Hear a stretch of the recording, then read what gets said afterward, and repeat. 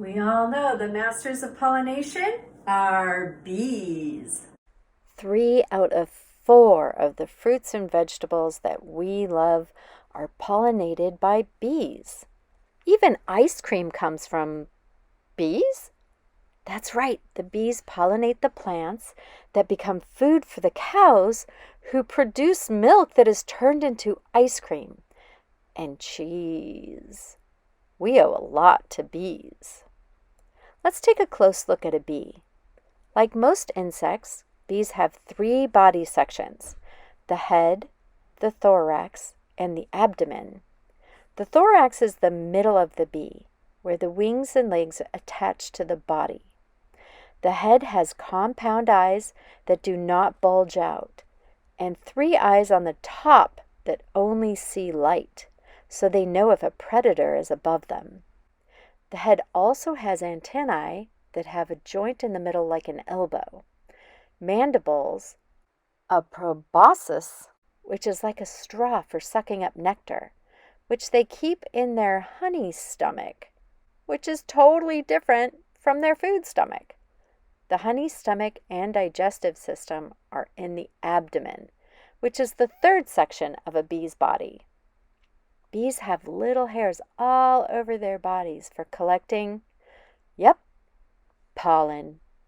Some bees' back legs have pollen baskets where they can store pollen mixed with saliva to take back to their hives. I think the most impressive part of bees are their wings. Their wings beat so fast you can hear them buzzing.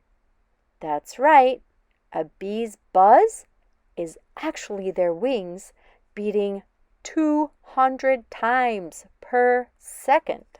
How high can you count in a second? Ready? Time's up. Did you get to 200? Their super fast wings create electricity in the air. That's why so much pollen sticks to them. Have you ever used static electricity to connect a balloon to your hair?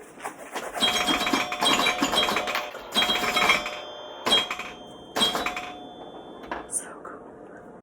When we think of bees, most of us think of the domesticated social animals who make golden sweetness we love to eat. Honeybees! People have been raising honeybees for their delicious honey for thousands of years. They even found honey in the tombs of Egyptian pharaohs. Honeybees are fascinating animals and masters of working together. A hive can have several thousand bees, drones, workers, and one queen who lays all the eggs. Drones are male bees that do nothing but mate with the queen. All the worker bees are female, and they all start working from the moment they are born. As soon as they emerge, they begin cleaning house. That's their first job. Okay, you've been born. Now clean your room. After around 3 days of eating bee bread, which is nectar mixed with pollen, female worker bees begin secreting a milky substance called royal jelly from glands on top of their heads. Jelly coming out of your head. I know it's science, but ew! Royal jelly is fed to the baby bees, called larvae, and to the queen. The queen doesn't ever eat anything else, but all the other bees do. They eat bee bread and honey and never go back to royal jelly again, just like babies stop nursing or using bottles. After about 10 days of making royal jelly, worker bees began producing wax they use to make the honeycomb. The wax is a secretion from 8 tiny glands on the underside of the abdomen. That's not as bad as royal jelly coming out of your head. You can make a lot of candles in a week. After 2 to 3 weeks, honeybee workers leave the hive and start foraging for nectar and pollen. This is their final job, and they'll do it till the end of their life. You're like a month old. Get a job already. Even though bees love flowers, they don't see colors the same way we do. Bees have ultraviolet vision, which means they can't see the color red.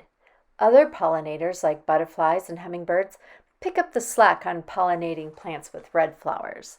Bees prefer purple and blue. Because bees have UV vision, they can see the energy coming from the sun even when it's cloudy outside. But more impressive than that, they can tell which direction the sun is even from inside their hive. That's like you being able to point to the sun when you're in a dark room with no windows. Knowing which direction the sun is coming from at all times helps them tell their sisters where to find the best food. Cue the waggle dance. When one worker bee wants to tell her sisters where she found some delicious flowers to pollinate, then she will do what's called a waggle dance.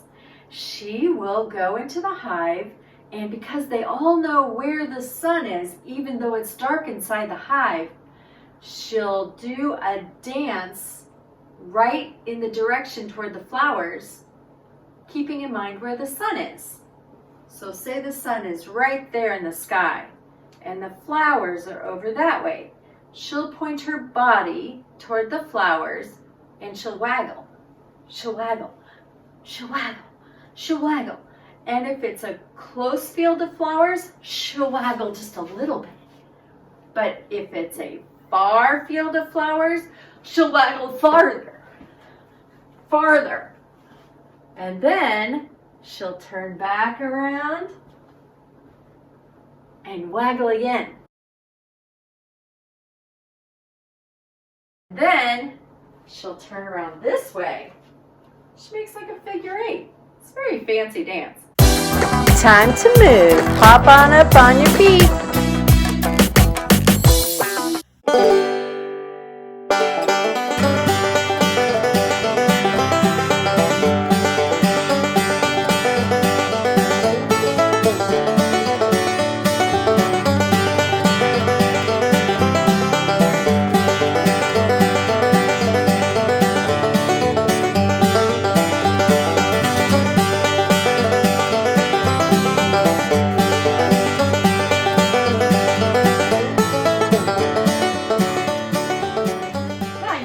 Just like a bee. Good job. When honeybees produce honey, nerd. Violation! Honeybees are not the only bees that make honey. I never said they were. But you didn't say they weren't. For example, bumblebees also make honey. They just don't count, apparently, because they only make enough for their own family. They don't make enough for everybody. Bumblebees are bigger and fuzzier than honeybees, and some of them live underground or they live on the ground, and they can live in colonies of 50 to 500, or they can live all by themselves. Bees that live by themselves are called solitary bees. There are about 250 different kinds of bumblebees, and some of them are endangered or even extinct. We need to take care of our bumblebees. Oh, look at that bumblebee. Isn't it so cute? I should have covered that. Thanks, nerd. Yeah. Wow. Okay. There are over 20,000 different kinds of bees, and most of them are solitary. They live all by themselves instead of in a group or a hive. They build their nests in the ground or in holes in wood, and the amount of pollinating native bees do makes honeybees look lazy. Hey, who are you calling lazy? Native bees come in all different sizes. Some are big and some are teeny tiny. And only half of them even have stingers. One type of native bee, the mason bee, are a little bit smaller than honeybees and they have a metallic color. They build nests in holes in trees in the wild. They are supreme pollinators. Just 2 or 3 bees can pollinate a whole fruit tree. Mason bees almost never sting. Males don't even have stingers, and females will only sting if trapped or squeezed. So, if you give them room, they will not hurt you. Almost all of the pollination in the world is done by native species of solitary bees. Here in San Diego, we have many different diverse habitats and up to 650 different species of native bees. That's a lot of pollination.